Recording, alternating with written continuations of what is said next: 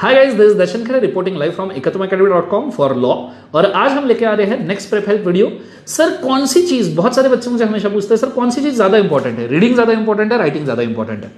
तो बच्चों में इसका आंसर आज आपको देना चाहूंगा। मैं बोलूंगा ना ही रीडिंग ना ही राइटिंग, दोनों बहुत इंपॉर्टेंट है, ठीक है। और ये प्रोपोर्शन में होना चाहिए, इसका प्रोपोर्शन बहुत इंपॉर्टेंट है। ऐसा नहीं है कि इसमें से कुछ एक इंपॉर्टेंट है, दोनों इंपॉर्टेंट है, पर इसका प्रोपोर्शन बहुत इंपॉर्टेंट है।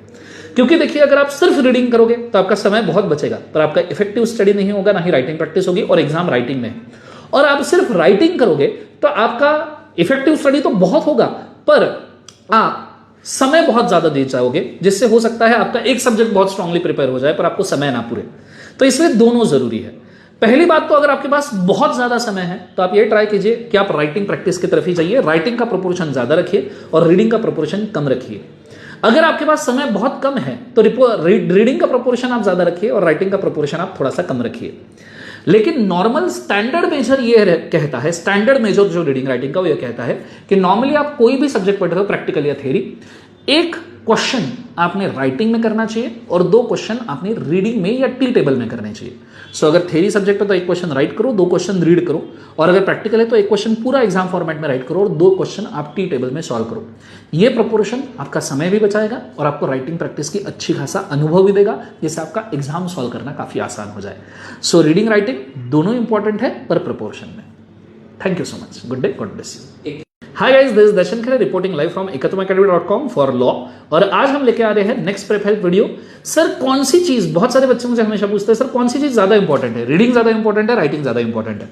तो बच्चों में इसका आंसर आज आपको देना चाहूंगा। मैं बोलूंगा ना ही रीडिंग ना ही राइटिंग, दोनों बहुत इंपॉर्टेंट है, ठीक है। और ये प्रोपोर्शन में होना चाहिए, इसका प्रोपोर्शन बहुत इंपॉर्टेंट है। ऐसा नहीं है कि इसमें से कुछ एक इंपॉर्टेंट है, दोनों इंपॉर्टेंट है, पर इसका प्रोपोर्शन बहुत इंपॉर्टेंट है। क्योंकि देखिए, अगर आप सिर्फ रीडिंग करोगे तो आपका समय बहुत बचेगा, पर आपका इफेक्टिव स्टडी नहीं होगा, ना ही राइटिंग प्रैक्टिस होगी, और एग्जाम राइटिंग में है। और आप सिर्फ राइटिंग करोगे तो आपका इफेक्टिव स्टडी तो बहुत होगा, पर आप समय बहुत ज्यादा दे जाओगे, जिससे हो सकता है आपका एक सब्जेक्ट बहुत स्ट्रांगली प्रिपेयर हो जाए पर आपको समय ना पूरे। तो इसलिए दोनों जरूरी है। पहली बात तो, अगर आपके पास बहुत ज्यादा समय है तो आप ये ट्राई कीजिए कि आप राइटिंग प्रैक्टिस की तरफ ही जाइए, राइटिंग का प्रोपोर्शन ज्यादा रखिए और रीडिंग का प्रोपोर्शन कम रखिए। अगर आपके पास समय बहुत कम है तो रीडिंग का प्रोपोर्शन आप ज्यादा रखिए और राइटिंग का प्रोपोर्शन आप थोड़ा सा कम रखिए। लेकिन नॉर्मल स्टैंडर्ड मेजर ये कहता है, स्टैंडर्ड मेजर जो रीडिंग राइटिंग का वो ये कहता है कि नॉर्मली आप कोई भी सब्जेक्ट पढ़ रहे हो, प्रैक्टिकल या थ्योरी, एक क्वेश्चन आपने राइटिंग में करना चाहिए और 2 क्वेश्चन आपने रीडिंग में या टी टेबल में करने चाहिए। सो अगर थ्योरी सब्जेक्ट है तो 1 क्वेश्चन राइट करो, 2 क्वेश्चन रीड करो, और अगर प्रैक्टिकल है तो 1 क्वेश्चन पूरा एग्जाम फॉर्मेट में राइट करो और 2 क्वेश्चन आप टी टेबल में सॉल्व करो। ये प्रोपोर्शन आपका समय भी बचाएगा और आपको राइटिंग प्रैक्टिस की अच्छी खासा अनुभव भी देगा, जिससे आपका एग्जाम सॉल्व करना काफी आसान हो जाए।